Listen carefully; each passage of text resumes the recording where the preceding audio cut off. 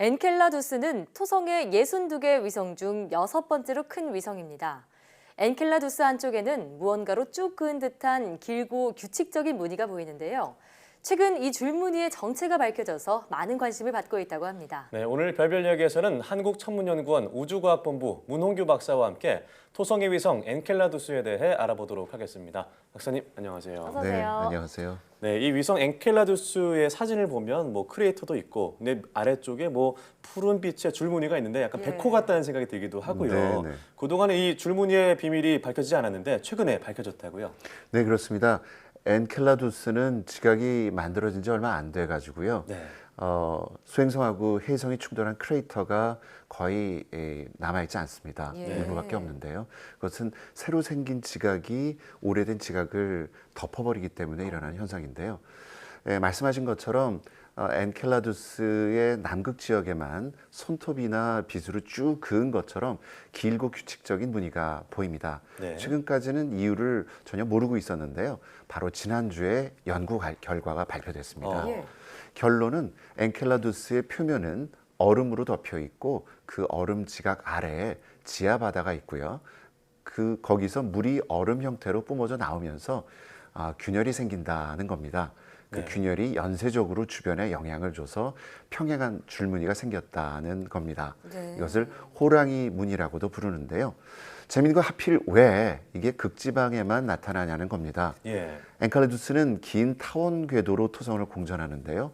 그렇게 되면 토성하고 가까워졌을 때하고 멀어졌을 때 이 엔켈라두스 지각이 느끼는 중력차가 크겠죠. 그래서 지하 바다의 수면이 높아졌다 낮아졌다 하게 되고 또 그 과정에서 마찰열로 물이 더워졌다가 차가워지기를 반복하게 되는데요. 그렇게 되면 이제 얼음이 들썩거리겠죠. 네. 그래서 얼음이 일부 깨지게 되고 그 갈라진 틈으로 물얼음이 나온다는 겁니다.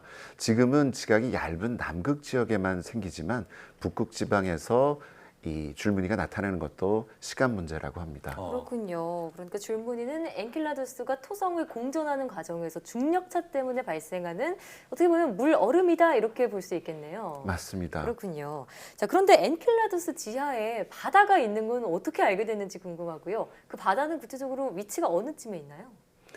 네, 2005년 토성 탐사선 카시니가 예. 엔켈라두스 남극 지방에 나타난 뿌연 형체를 촬영해서 전송했습니다. 네. 과학자들은 충격에 빠졌었죠. 처음에는 카메라가 뭘 잘못 잡았나 하고 의심할 정도였었으니까요. 그러니까요. 네. 하지만 카메라 오류가 아니었었습니다. 남극 지역의 간헐천이 확인이 됐고요. 지금 추정하기로는 얼음 지각에서 18km에서 한 22km 아래에 바다가 있고요. 특히 우리가 주목하는 남극 지역에서는 바다까지 깊이가 약 5km라는 건데요. 지구에서 이것은 가장 깊다고 하는 마리아나 해구의 반 정도가 될 것으로 생각하고 있습니다. 또 엔켈라두스가 토성을 공전할 때 약간 떨리는 현상이 발견이 됐었는데요. 과학자들은 암석으로 된 엔켈라두스 안쪽에 있는 암석 핵이 예. 지하 바다 안쪽에서 분리된 채로 움직이고 있기 때문일 거라고 해석하고 있습니다. 네. 정리하면 얼음알갱이는 엔켈라두스 남극 지역의 작은 틈으로부터 이제 지하 바닷물이 언 채로 뿜어 나오는 그런 현상입니다. 네. 그렇군요. 뿐만 아니라 이 엔켈라두스의 간헐천에서 뿜어져 나오는 그 얼음 알갱이에서 유기화합물이 발견됐다고 들었습니다. 예. 어떤 물질인가요? 네, 말씀드린 것처럼 엔켈라두스 표면의 대부분은 91%가 물이고요. 네. 그다음에 질소, 이산화탄소, 메탄 이렇게 됩니다. 이게 일반적인 보통의 해성하고 비슷한 성분으로 돼 있다는 건데요. 거기다가 나트륨, 즉 소금 결정이 거기 포함되어 있다는 겁니다. 이것을 보면 지구의 바닷물하고 별반 다르지 않을 거라는 것을 우리가 쉽게 알 수가 있는데요. 그러네요. 네. 바로 지난달 독일 연구팀은 카시니 탐사선의 데이터를 분석하다가 엔켈라두스의 간헐천에서 나오는 얼음 알갱이에서 아미노산을 이루는 유기물질을 찾아냈습니다. 네. 참 흥분되는 일인데요. 네. 잘 아시겠지만 아미노산은 생명을 이루는 기본 물질 가운데 하나라고 알려져 있습니다. 지구 해저 열수공에서 일어나는 현상이 똑같이 토성 위성에서도 일어난다는 건데요.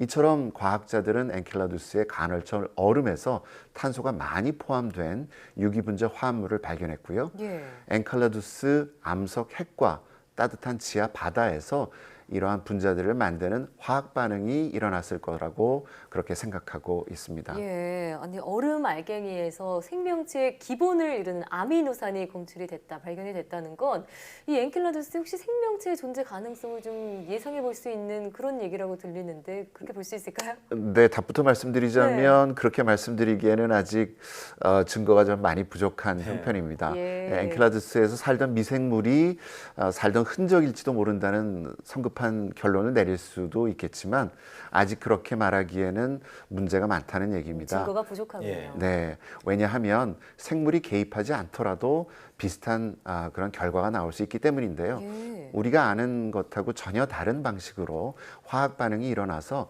유기 분자들을 만들었을 수도 있다는 얘기입니다.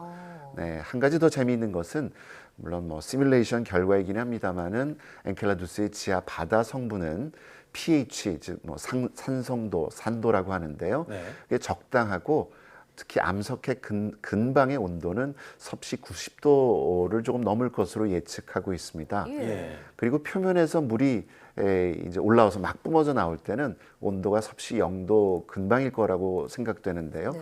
무슨 뜻이냐면은 미생물이 충분히 살 수 있는 조건이다 이런 얘기입니다.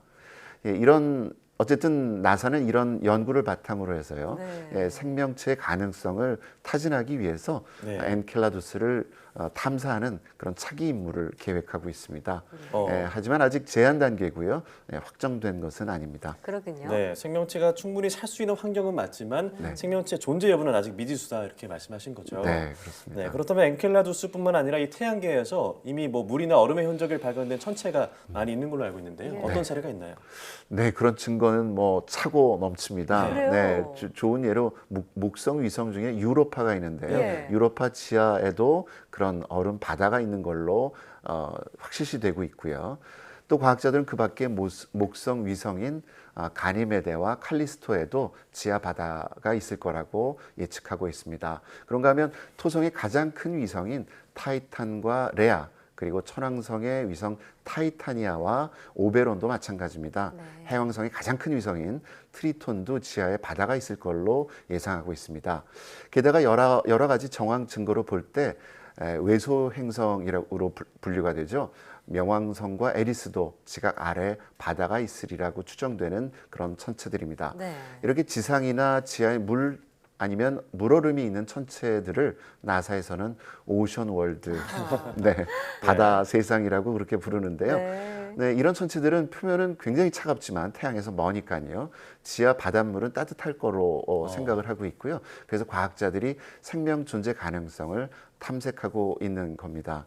그리고 지금부터 제가 잠깐 드리는 말씀은 농담이니까 심각하게 받아들이지 마시고요. 저는 오늘 설명해드린 엔켈라두스나 유로파 지하 바다에 있는 미생물은 물론이고 혹시 작은 새우 같은 그런 생물들이 살고 있지 않을까 하는 그런 상상을 합니다. 네. 생각보다는 물이 있을 걸로 예상이 되는 천체들이 꽤 많다고 말씀 주셨는데 네. 시청자분들께서도 만약에 생명체가 있다면 어떤 모습을 하고 있을지 상상해 보시는 것도 재미가 되지 않을까 싶습니다. 그렇습니다. 네, 오늘 말씀 고맙습니다. 네, 고맙습니다. 감사합니다.